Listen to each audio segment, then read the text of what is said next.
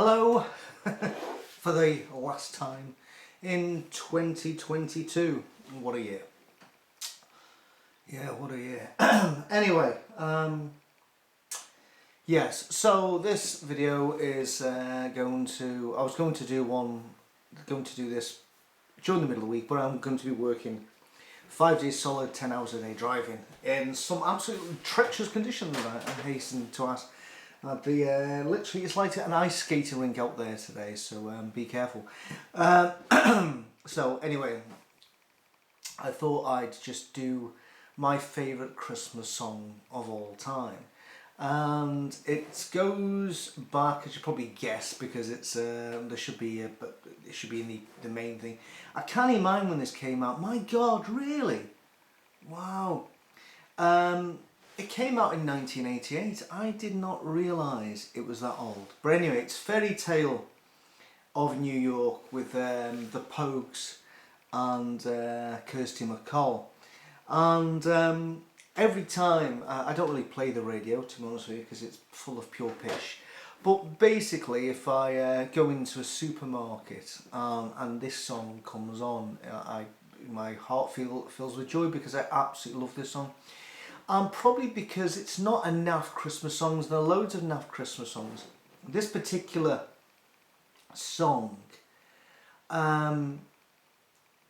it's just really odd. It starts off, as you're probably aware, as a bit of a jaunty sort of Irish jig and reel, and you know, just sounds pretty good. And here we go. And starts off. I think the first lyric is, "It was Christmas Eve, babe." But it sets its stall out straight away.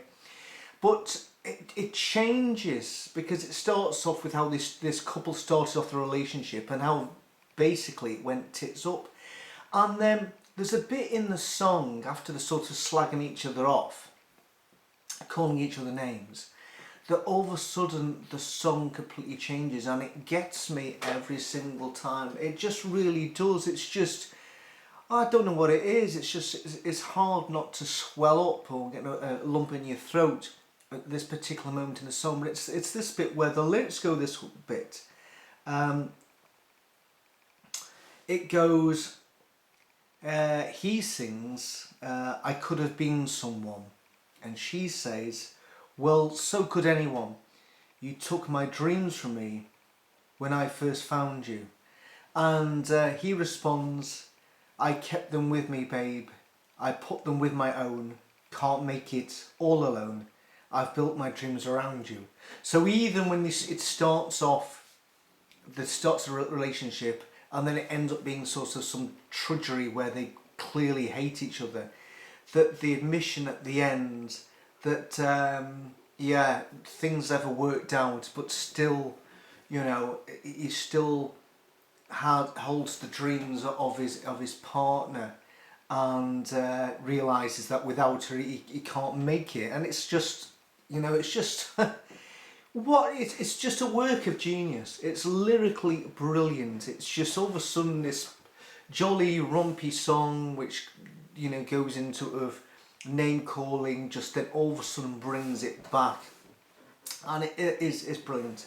Every time I hear that song, this particular bit, it gets me every single time. I think it's amazing.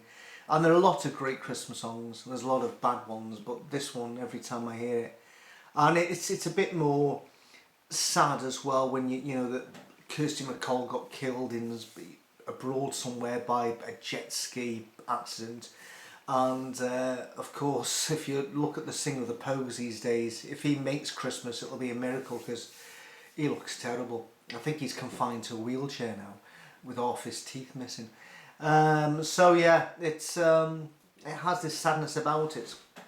However, as we're talking about Christmas songs, because every artist wants to do a Christmas song, of course, I am no different. And around about 12 years ago, I think it was, once I'd restarted celebrating Christmas after not being able to celebrate it for 28 years. I think the last time we celebrated it, I think I was maybe 9. I think it was 9, maybe 10. I think it was 9. And then that was it. It was banned for 28 years, and I think round about 10 years after celebrating it, I decided to write a Christmas song called It's Christmas, funny enough. If that's not a disfellowshipping offence, I don't know what is. And I just did it. I wrote it, I set up the video, I recorded myself playing live, and it's the only version there is. Literally, I don't even play the song all that much. I don't even play it every year at Christmas, and for some reason this year, well, for obvious reasons, it means that little bit more to me. And I was actually playing it the other day thinking, can I play this on the piano? And I was looking at the video and I have not a clue what I'm playing. No idea. I don't think I want to try and play it again. But so it's the only version there is. And basically at that time my son was still a child, and the lyrics in the song refer to the fact that Christmas reminds me of being a child. And then in the lyrics I say the child that I'm raising, but now I'm no longer raising a child, because of course that child from like 12 years ago is now a man who's in Australia. And I actually thought to myself, this year, well, it'll be Christmas.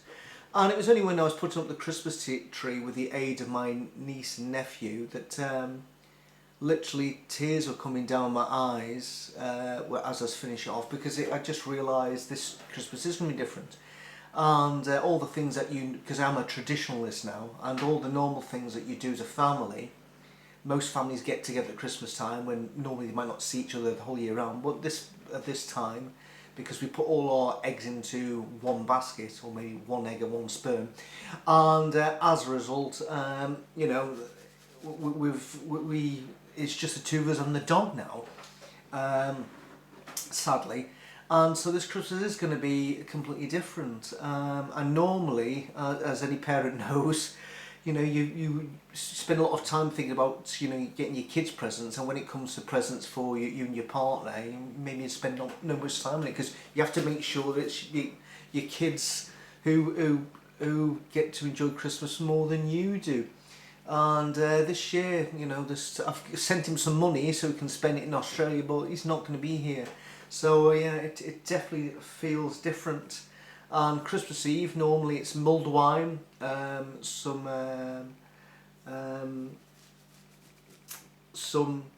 mulled wine and some roasted chestnuts, and we watch Elf. And this time, you know, we're watching Elf, and normally we watch it that many times, we were saying the line as the actor saying it, because we know what's coming up. But this time I'll be slightly repeating those lines on my own, because my wife doesn't actually like the film Elf, and it'll just be me and the dog, I think, and the son will be away, so it's not really ho ho ho, really, to be honest with you. But anyway, I wrote this song, and now it's when you listen to it, it's a bit melancholy, to be honest with you. And now it feels even more melancholy because of the fact that the person I wrote it about is not even here. And at the end of the song actually refer to the fact that after Christmas, a week after Christmas, it's the New Year, and it's completely. I can see why people get on a downer on Christmas and New Year, because quite often you go back over the phone year, and you may have your previous year, and you may have lost people, and you think about a new year turning up, and you think, my God, I hope the new year is going to be better than the previous year. But when you've lost some people, they're irreplaceable, and especially if they're people who would always be around your table at Christmas dinner. You know, I can see why people, Christmas, New Year, it's nothing to them. However, what I really hate is the fact for people who were brought up in a cult, whereupon as children they never experience Christmas ever, and they can never get it back. It's gone, and that's what I really resent. Luckily, I managed to get 9 years of it.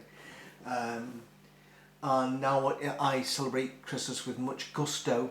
In our previous house, a 3-story one, it was lit up like a Christmas tree, and because we had bay windows, you could see our house driving down the road before you even got near it. And when we moved to our new house, it's not as big, so of course the visual effect is not spectacular. I don't have bay windows either. And when we moved here, one of our new neighbours says, "Oh, I really like the effort you've made to make your house look nice." I says, "Yes, I should have seen our last house in the last village we lived in." I said it just as loads of people used to say, oh, it really cheers me up seeing your house. And then the person said, where did you live? And when I said the village, he says, oh my God, I now know which house was yours, because near enough anybody who drove past our old house would know, oh my God, it looked fantastic. But that's why when that's been repressed for 28 years, you've got a lot of catching up to do. So I can see why a lot of people are blasé about it, you know, those who celebrate it always. But when you haven't been for 28 years, you know, you want to make up for it, which I still do. So even though my son's not here, I still have, you know, decorated the house externally and internally like I would if he was here, because for me, I'm trying to sort of recapture the magic of it for when it got taken away from me, unfortunately. But anyway, this is it. This is the last video I'm going to do this year, and I hope everybody out there has a very good Christmas, and let's hope that maybe the disappointments of 2022 and 2023, they are not going to be of many disappointments, maybe better times ahead in 2023. Well, that's what we always hope anyway. We always say, you know, a Merry Christmas and a Happy New Year, so let's just hope that 2023, for the majority of us, is a Happy New Year. So anyway, I'm going to go now and watch some TV, because it's too cold to be out, and I have been out, and my neighbour down below has gone to Kent for his Christmas, so instead of him complaining about my surround sound being too loud, I can now turn up to full volume, and knowing that I don't have any neighbours this side of me, or that side of me, or down below me. So it's, yeah, one of the joys of Christmas. In fact, that was the best Christmas present I had this year, knowing that our neighbour below was actually going away for the Christmas. So anyway, enjoy yourself, and thank you for sticking with me during all this time, and see you in 2023. Goodbye.